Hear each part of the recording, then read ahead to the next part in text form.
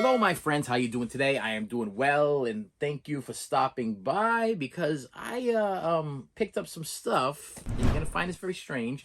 There was a listing on my Facebook. People were just giving um, DVDs away. I mean, they were like DVDs, CDs, Blu-rays.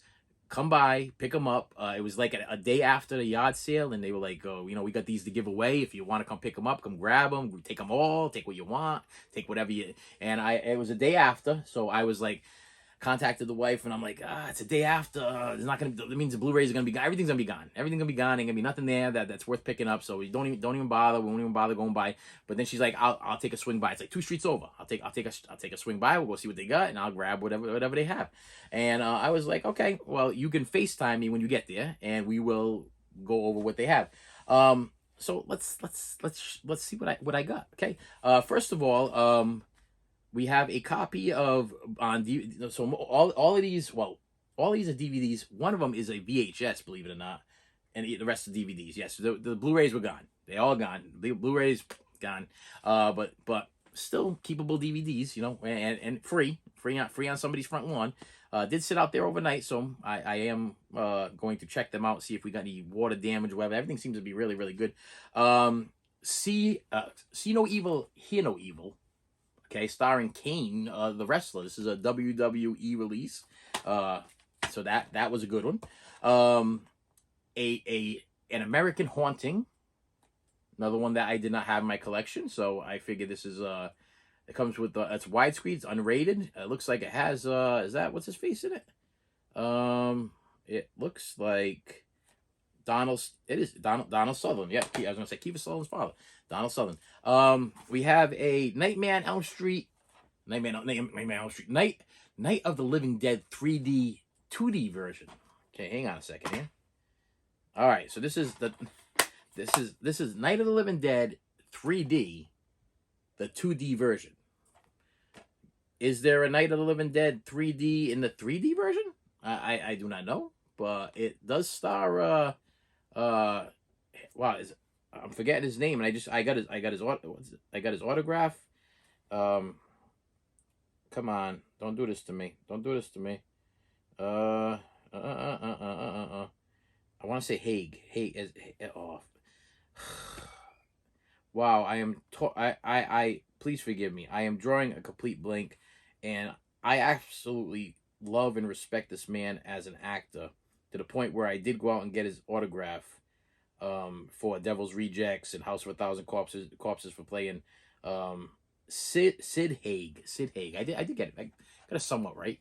I got a life-size prop of him in my basement.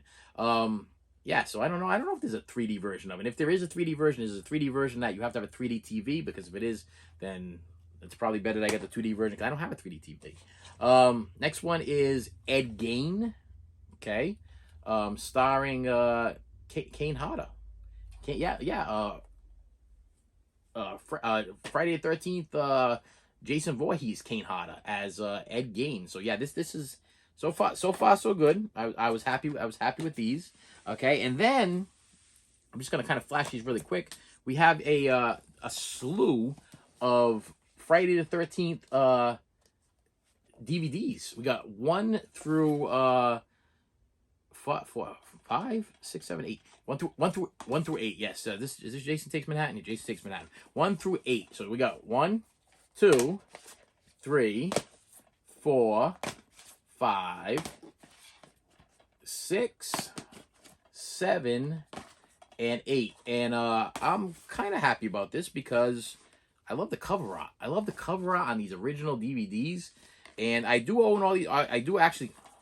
Is there a loose one in here? I thought I heard a loose one. I actually do own all of these. Yep, right here.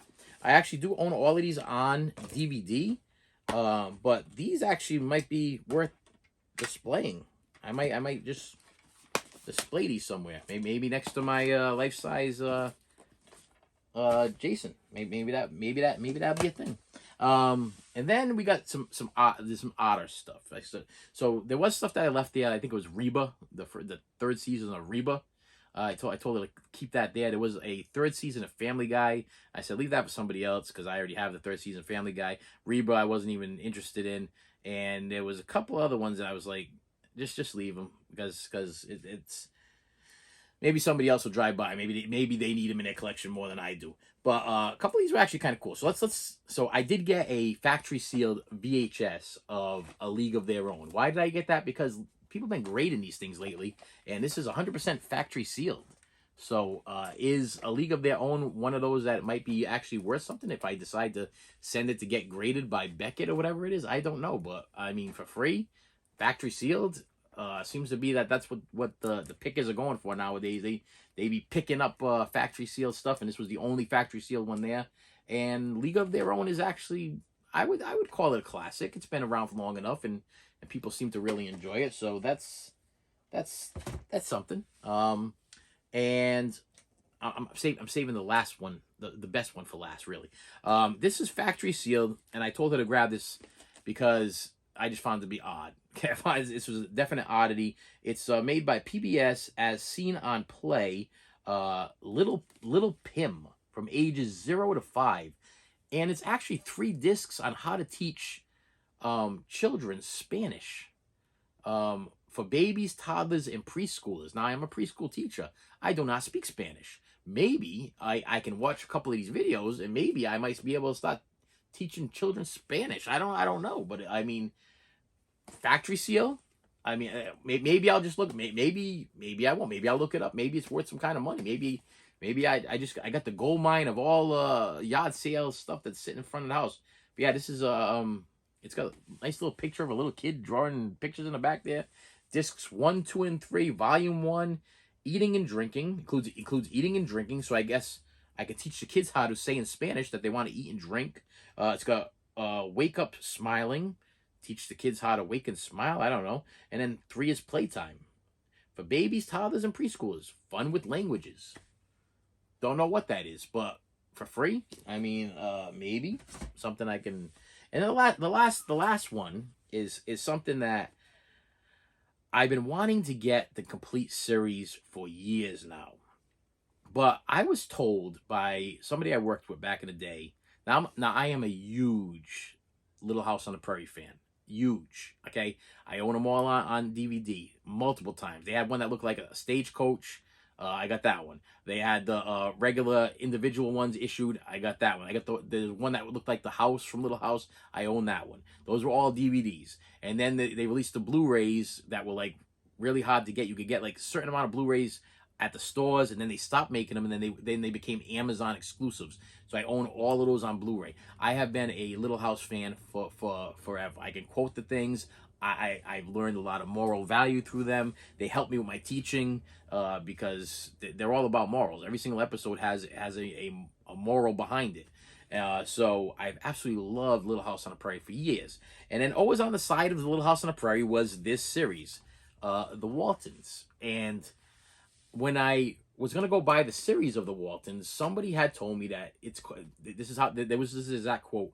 It's not like Little House on the Prairie. It's campy. Now, I did not know what the definition of campy is, and I still don't really understand the definition of campy. So, I mean, I'm sure I got plenty of people out there that can fill me in. I could probably look it up on Wikipedia, but I'd rather start a conversation with you guys. What is the definition of campy? What's a campy TV series? I mean, when I think of campy, I'm camping. Like, what does that mean? I don't understand.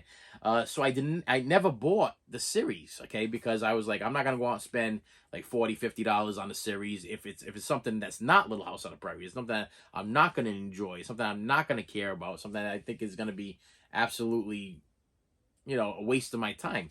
So when she showed me she got the camera there and she showed me the thing, and she's like, they got the copy of Walter, they got the first season. I'm like, wow, you know what? Grab that. I'll watch the first season of The Waltons for free, and if I absolutely love it, or I feel like I need more after I'm done, then I'll invest money in the complete series. So to me, this was just like a gift. This was a gift to the collecting gods. To me, saying, hey, give it a shot. You give the first season a shot.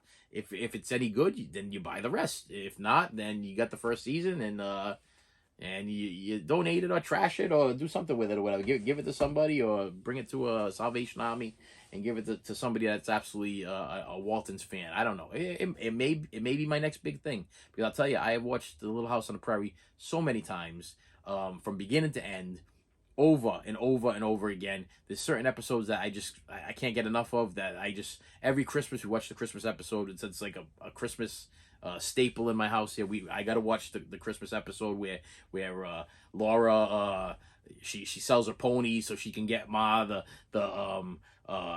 stove, and then the dad wants to buy the stove, and then Mary goes and makes a shirt for Pa, but it's the same exact shirt that Ma made for Pa. It's a heartwarming, it's just like a tear jerking thing that happens every year with me, and you might find it to be strange, but every year it breaks me every single year, because that's just the way a family. I mean, those people they had nothing. They just came across the prairie, and they built their own house, and they worked together, and they were just the tightest family, and it was, and they went through a lot of stuff. If you're not a Little House fan, I advise you to go to like Walmart, pick up the complete series. I mean, I'm not even going to tell you to pick up like 1 or 2 episodes or pick up a season or whatever. Buy them all. Watch it from beginning to end, because they touch base on everything. When you get close to the end, I mean, we got Albert on like addicted to morphine and stuff like that, and he's like trying to kick a drug habit. I mean, it kind of really touches base on every single thing. I didn't know what rabies was until I saw a Little House on the Prairie. I mean, there was just so many things that I learned from watching the Prairie, and I think it also made me into a better person by watching it, and it really does teach moral value to your kids. If you want to sit down and watch it with your kids, watch it with your kids.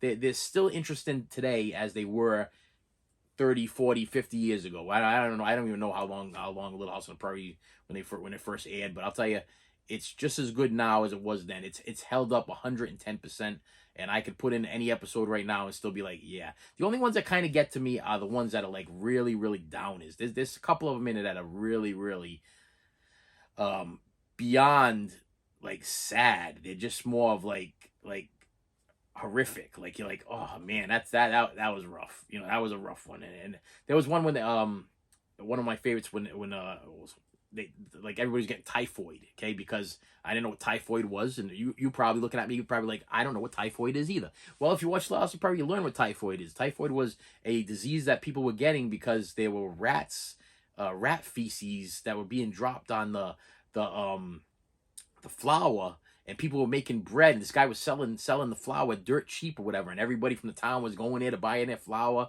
and everybody was dying of typhus. I think I'm saying that right, typhus. Yeah. It was a terrible episode, but I learned what typhus was, you know, and then it was funny because like months later it became like a Jeopardy question, and my wife's like looking at me, she's like, how did you know that? I'm like, Prairie. I learned most of my stuff from the Prairie. I learned stuff from I learned the facts of life by watching the facts of life. I learned morals from the Prairie and Mr. Rogers and stuff like that, Sesame Street and everything, and Electric Company, and I learned relaxation from Bob Ross. Okay, that's just the way it is. It's been a long, crazy ride through life. But with that said, my friends, yeah, this stuff was absolutely free. Found it. Well, wife went to go pick it up. And it was a couple of stops, and yeah, sometimes things just fall in your lap, and you get lucky. Now, granted, they may not be the best titles in the world, might be a little bit confusing to you or whatever, but hey, if it's for free, it's for me. That's what I gotta say. And with that said, my friends, thank you so much for stopping by. I appreciate you, and I will see you later. You should have saved me some.